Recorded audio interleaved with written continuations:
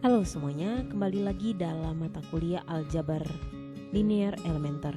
Kali ini kita akan melanjutkan pembahasan yang sebelumnya berkaitan dengan vektor. Dan saat ini kita akan membahas mengenai hasil kali silang.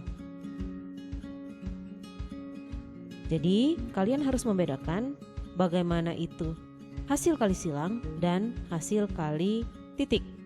Ada cross product, ada dot product.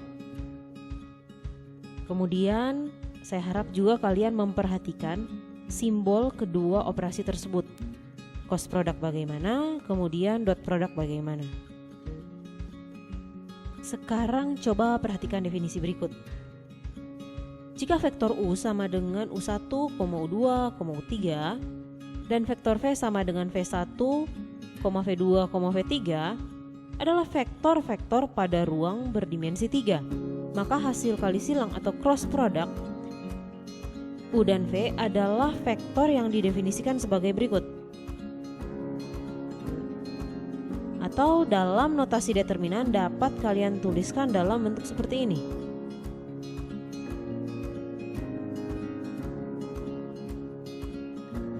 Diperhatikan catatannya.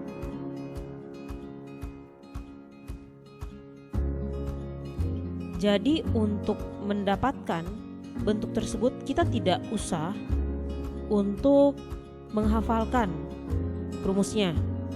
Tetapi di sini yang penting adalah kita bentuk matriks dengan ukuran 2 kali 3 dengan bentuk seperti ini. Di mana baris pertama adalah komponen-komponen dari vektor U dan baris kedua adalah komponen-komponen dari vektor V. Nah, kemudian untuk mencari komponen pertama dari U cross product V, yang pertama kita hilangkan kolom pertama. Kita hilangkan kolom pertama, kita cari determinannya. Kemudian kita hilangkan kolom kedua, kita cari determinannya. Dan berikutnya kita hilangkan kolom ketiga dan kita cari determinannya. Untuk determinan matriks ukuran 2 kali 2 udah bisa kan semuanya sekarang? Nah, ini adalah contohnya. Jadi kalau saya buat dia dalam bentuk matriks, dia berbentuk seperti ini. 1, 2, negatif 2, 3, 0, 1. Pertama perhatikan kolom pertama. Ini. Kemudian kolom kedua yang tersisa adalah ini dan ini. Negatif ya. Kemudian berikutnya perhatikan kolom ketiga. 1, 2, 3, 0. Kemudian kita cari determinannya. Ini berapa? Ini berapa? Itu negatif ya. Kemudian ini berapa? Jadi untuk kolom kedua ingat kita cari nilai negatifnya. Bukan seperti kedua kolom yang lain, tetapi untuk kolom kedua kita cari nilai negatifnya. Nanti kita akan peroleh komponen-komponennya dari U cross product V adalah 2, negatif 7, negatif 6. Yang ini.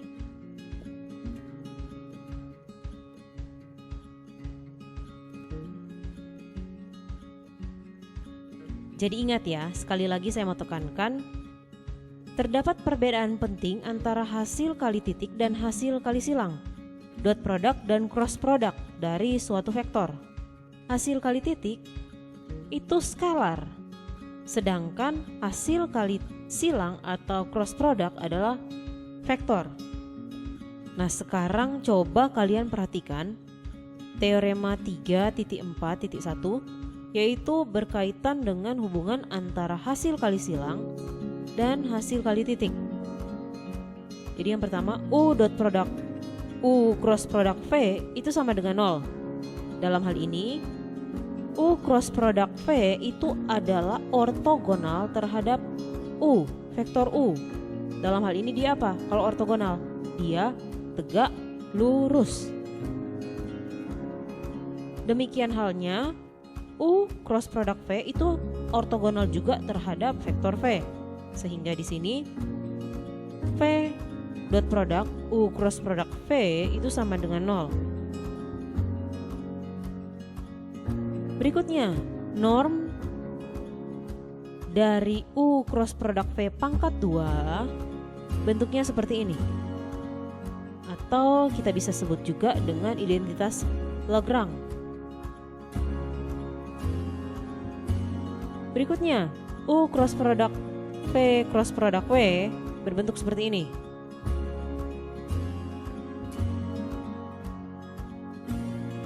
Sedangkan U cross product V cross product W, jadi ini di cross productkan dulu baru di cross productkan dengan W, nanti hasilnya adalah ini. Nah, di sini ada perbedaan ya antara D sama E. Jadi kita tidak bisa mengatakan bahwa dia bersifat asosiatif untuk cross product. Pada bagian kiri, coba kalian perhatikan di situ ada pengenalan tokoh matematika. Jadi identitas Lagrange dia yang temukan. Jadi di dalam matematika biasanya kalau ada seseorang yang menemukan suatu rumus, definisi, teorema, rumus atau definisi serta teorema yang mereka temukan itu diberi nama diri mereka sendiri. Seperti ini. Identitas Lagrange, karena Joseph Louis Lagrange dialah orang yang menemukannya. Salah satu hal penting di dalam kita mempelajari suatu ilmu adalah kita mengetahui background sejarah di balik ilmu tersebut. Seperti halnya di dalam matematika. Kita harus mengetahui, walaupun mungkin tidak mengetahui sampai ke detailnya, tapi setidaknya kita mengetahui latar belakang atau sejarah di balik matematika, di balik suatu teorema. Siapa orang-orang penting di dalam matematika? Itu sangat-sangat penting. Di samping itu, dengan kalian mengetahui sejarah atau background seorang penemu, di satu sisi itu akan memberikan suatu pengajaran kepada kita.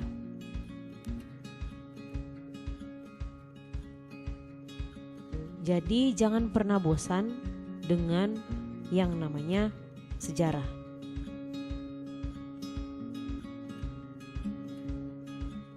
Atau kalau sejarah mantan ya bolehlah kalian enak untuk mengetahuinya. Tapi kalau misalnya berkaitan dengan suatu ilmu, saya harap kalian tidak pernah enak tapi menyukai mempelajarinya. Nah, pada bagian bawah ini di situ dituliskan pembuktiannya. Jadi di sini pembuktiannya, jadi kita uraikan rumus tersebut, bentuk tersebut, nanti kita akan menemukan hasil akhirnya. Kemudian tugas, bukti B, bukti D, dan bukti E. Bukti B itu hampir sama dengan bukti A, tinggal kalian uraikan sebenarnya. Dikerjakan ya, karena ini juga membantu kalian di dalam belajar. Pada contoh 2, coba kalian perhatikan. Contoh 2 menggambarkan bahwa U cross product V tegak lurus terhadap U dan terhadap V. Ini adalah contohnya, contoh dari teorema yang sudah kita pelajari.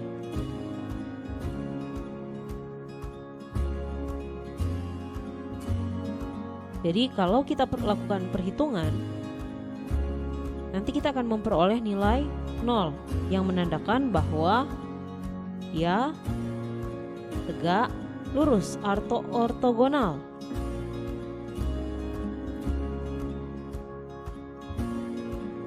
Berikut ini adalah sifat-sifat hasil kali silang.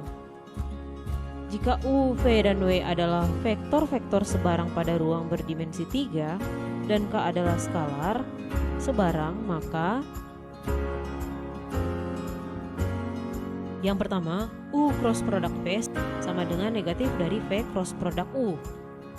Dalam hal ini, dia tidak berlaku sifat komutatif. Selanjutnya, U cross product V tambah W sama dengan U cross product V tambah U cross product W. U tambah W cross product W sama dengan U cross product V tambah V cross product W. Selanjutnya D skalar K dikali U cross product V sama dengan KU cross product V sama dengan U cross product KV. Kemudian U cross product vektor 0 sama dengan vektor 0. Kemudian U cross product U sama dengan 0. Cara kita di dalam membuktikan teorema ini adalah kita menjabarkannya. Menjabarkan, jadi kita andaikan vektor U sama dengan U1, U2, dan U3, dan vektor V, V1, V2, V3, vektor W, W1, W2, W3. Nah, kita jabarkan. Nanti kita akan memperoleh bentuk ini ya. Yang A, yang B, yang C, D, E, dan F. Tugas: pilih 3 dalam teorema ini yang akan kalian buktikan. Cukup 3 saja. Nah, sekarang kita akan bahas mengenai vektor satuan standar. Perhatikan vektor-vektor berikut. Vektor I 1,0,0, vektor J 0,1,0, vektor K 0,0,1. Kalau kita perhatikan, masing-masing vektor tersebut memiliki panjang 1 dan masing-masing terletak sepanjang sumbu-sumbu koordinat. Ya kan? Kalau yang I 1,0,0 berarti dia, jadi ingat ya, ini X, Y, Z, X, Y, Z, X, Y, Z. 1,0,0 berarti dia di sini. Dari titik asal 0,0,0 ke sini. Berikutnya yang J, titik asal 0,0,0 ke sini. Berikutnya di sini. Vektor-vektor tersebut disebut dengan vektor satuan standar. Standard unit vector pada ruang berdimensi 3. Setiap vektor V1, V2, V3 pada ruang berdimensi 3 kita dapat nyatakan dalam bentuk seperti ini. I, J, dan K. Sehingga untuk vektor V1, V2, V3 itu sama dengan ini. V1 dalam kurung 1,0,0, V2 0,1,0, V3 0,0,1. Atau dia adalah V1I tambah V2J tambah V3K. Nah, ini contohnya 2,-3,4 berarti 2I kurang 3J tambah 4K. Saya kasih contoh lain ya. 5,7,-1 berarti dia sama dengan 5I tambah 7J kurang K. Itu untuk vektor satuan standar. Nah, selanjutnya bagaimana kalau I cross product J? Hasilnya bagaimana? I kita tahu bersama ini, J yang ini. Nah, kita menggunakan bentuk cross product yang sudah kita ketahui bersama, nanti akan mendapatkan bentuk ini. Dalam hal ini dia adalah K. Kemudian coba kalian perhatikan bentuk-bentuk ini. Bagaimana menemukannya? Itu berdasarkan definisi dari cross product, kemudian kita cari. Nanti hasilnya akan mendapat itu. Coba di sini kalian coba ya, coret-coret di rumah, kalian cakar apakah benar hasilnya seperti ini. Ini bukan tugas, tetapi saya harap kalian mengerjakannya. Berikut ini adalah bentuk determinan dari hasil kali silang, cross product. Kemudian di sini dia melibatkan vektor satuan. Jadi U cross product V dia sebenarnya seperti ini. Determinan dari bentuk ini. Nah, nanti kita akan memperoleh dia sama dengan ini, sama dengan ini, dan sama dengan ini. Nah, sebagai contoh bentuk yang ini. Kalau kita mau bawa ke dalam bentuk vektor berarti dia sama dengan 2, -7, -6.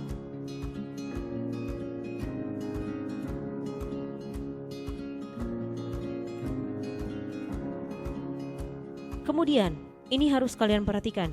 Seperti yang sudah saya katakan tadi, untuk cross product dia tidak berlaku sifat asosiatif, ya. Akan tetapi, untuk kasus-kasus tertentu dia bisa saja berlaku. Secara umum tidak berlaku bukan berarti untuk beberapa hal dia tidak berlaku.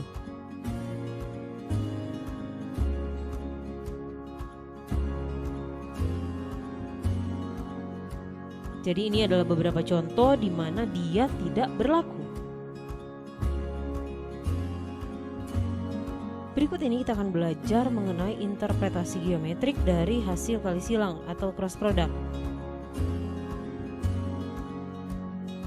Jadi sekali lagi di sini jika U dan V adalah vektor-vektor pada ruang berdimensi 3, nah maka normnya berdasarkan identitas Lagrange dia berbentuk seperti ini. Kemudian ingat sekali lagi yaitu yang berkaitan dengan dot product. Dot product adalah bentuk ini.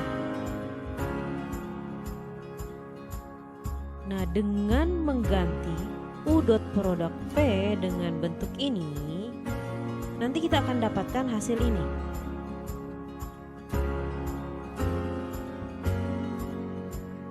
Dengan melakukan penyederhanaan dapat diperoleh ini.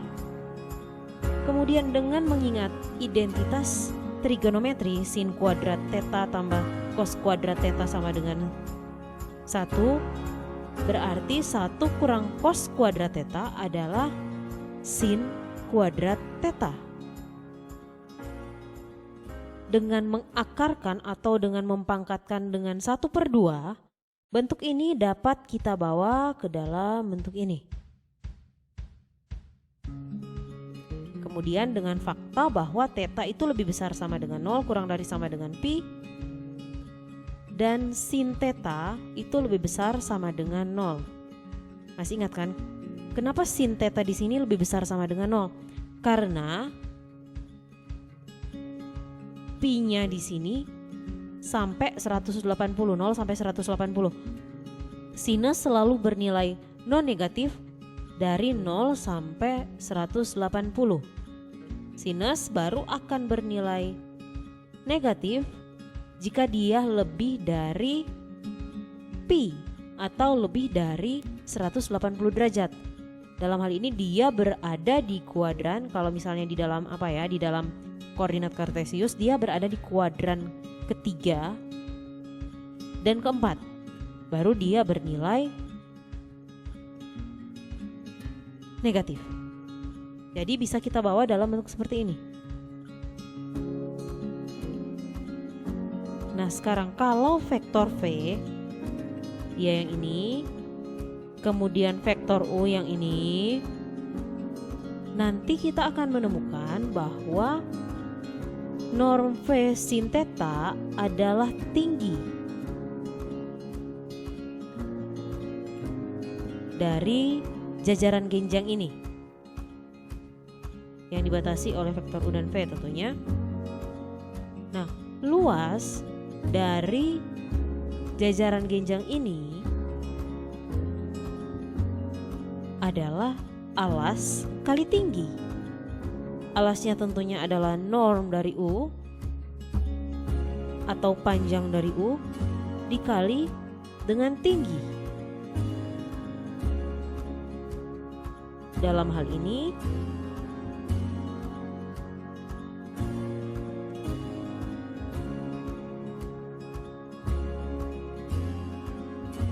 kemudian untuk yang berimpit, jadi di sini kalau kita perhatikan ada kaitannya dengan luas jajaran genjang, luas paralelogram. Kemudian kalau kita perhatikan ketika U dan V, vektor U dan vektor V memiliki luas 0, kita akan memperoleh ini. U cross product V sama dengan 0 untuk kasus tetanya sama dengan 0. Berikut ada teorema berkaitan dengan luas paralelogram atau jajaran genjang. Jika U dan V adalah vektor-vektor pada ruang berdimensi 3, maka norm dari U cross product V sama dengan luas dari paralelogram yang dibatasi oleh vektor U dan vektor V. Kalau tadi luas jajaran genjang, bagaimana dengan luas segitiga?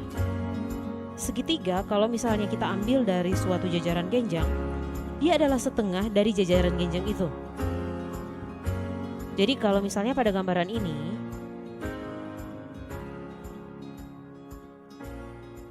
luas yang ini itu adalah setengah dari luas jajaran genjang. Jadi bagaimana kita mau menentukan luas segitiga yang dibatasi oleh P1, P2, dan P3? Kita bisa menggunakan cross product. Kita tentukan vektor P1, P2 yang mana, kemudian vektor P1, P3 yang mana. Karena itu adalah komponen yang kita butuhkan di dalam menentukan luasnya. Setelah itu kita cari cross produknya. Yang mana? Yang ini.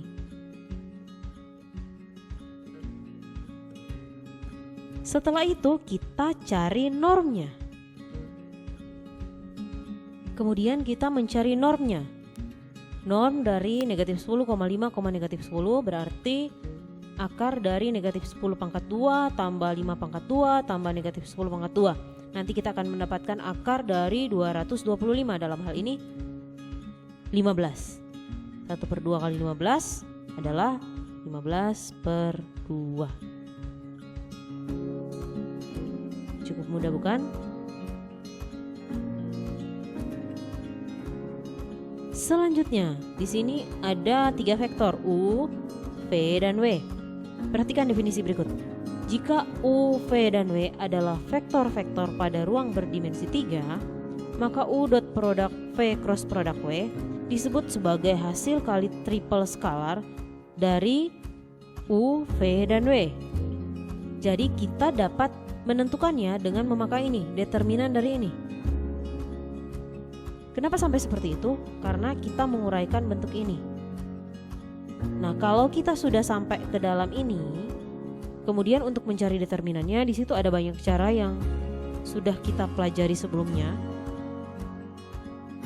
Mulai dari cara yang paling simpel, yang sudah biasa kalian kerjakan, sampai cara yang agak rumit.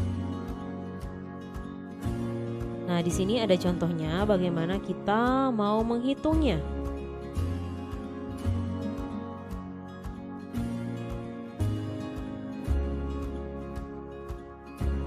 Kalau di sini dia menggunakan cara ekspansi kofaktor. Masih ingat bukan? Kemudian perhatikan catatan di bawah ini ya, yaitu yang berkaitan dengan penulisan. Jadi di sini ada 2, yaitu yang 2 dimensi sama yang 3 dimensi. Teorema 3.4.4. Nilai absolut dari determinan ini itu sama dengan luas paralelogram pada ruang berdimensi 2 yang dibatasi oleh vektor-vektor U dan V. Kemudian untuk yang dimensi 3, nilai absolut dari determinan ini sama dengan volume paralelepiped balok genjang pada ruang berdimensi 3 yang dibatasi oleh vektor-vektor U, V, dan W. Jadi bedakan yang 2 dimensi dan 3 dimensi. Kalau 2 dimensi dia luas, lebih ke arah luas, sedangkan kalau yang 3 dimensi dia lebih ke arah volume. Nah, di sini dia.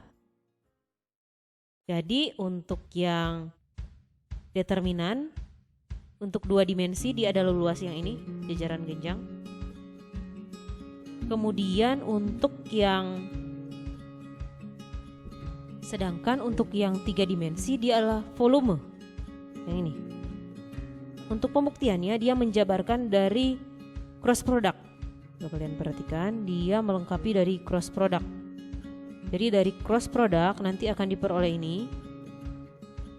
Sehingga norm dari U cross product V adalah determinan yang ini.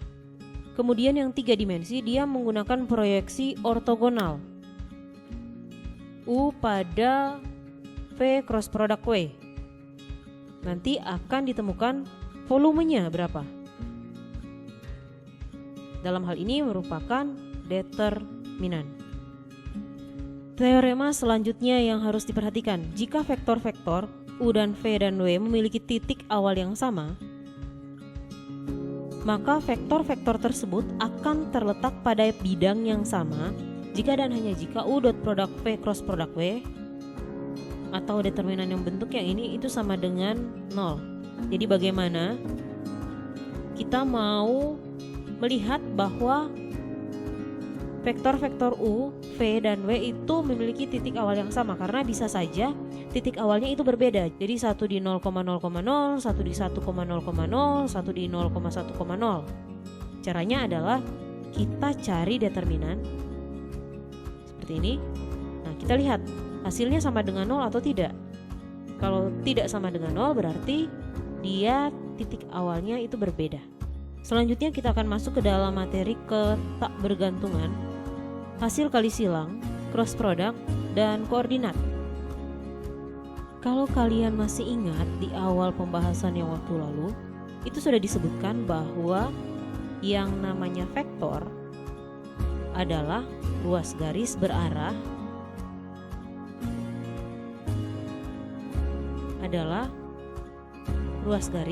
yang berarah atau anak panah pada ruang berdimensi 2 atau 3. Dalam hal ini tidak dikaitkan dengan sistem koordinat. Nah, selanjutnya baru sistem koordinat dan komponen kemudian diperkenalkan. Untuk apa? Untuk menyederhanakan perhitungan-perhitungan dengan vektor. Kalau ada yang masih ingat, yang penting dia panjangnya sama dan arahnya sama, vektor-vektor tersebut itu sudah bisa kita katakan sebagai vektor-vektor yang sama, ekuivalen. Nah, tetapi kalau misalnya dia sudah masuk ke dalam sistem koordinat, maka hal itu akan berbeda, ya kan? Jadi misalnya ya, komponen-komponen V pada sistem X, Y itu 1,1. Sedangkan pada sistem X aksen Y aksen dia adalah akar 2 dan 0. Nah, kalau kita perhatikan kan sebenarnya vektor tersebut sama, cuman ketika dia pada sistem koordinat dia berbeda, 1,1 dan akar 2,0.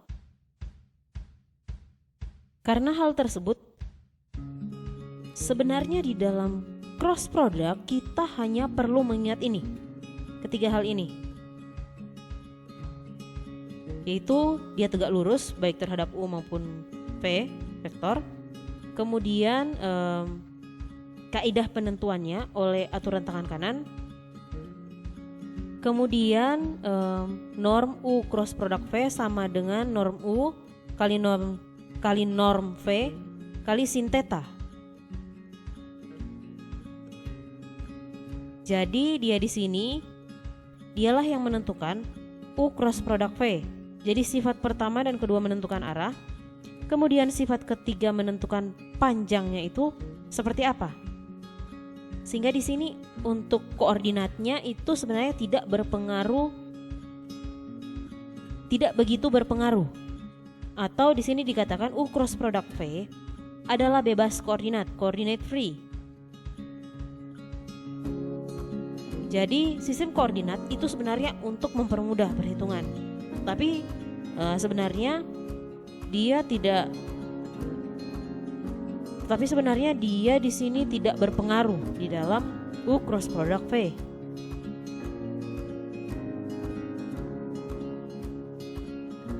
Ini ada contohnya, contoh 6 yang menyatakan bahwa U cross product V tidak bergantung kepada sistem koordinat.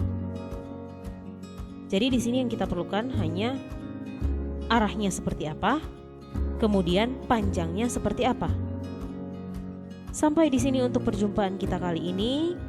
Kemudian materinya semakin lama tingkatannya semakin tinggi. Saya harap kalau misalnya memiliki pertanyaan untuk dapat ditanyakan kepada saya. Sampai jumpa di video selanjutnya.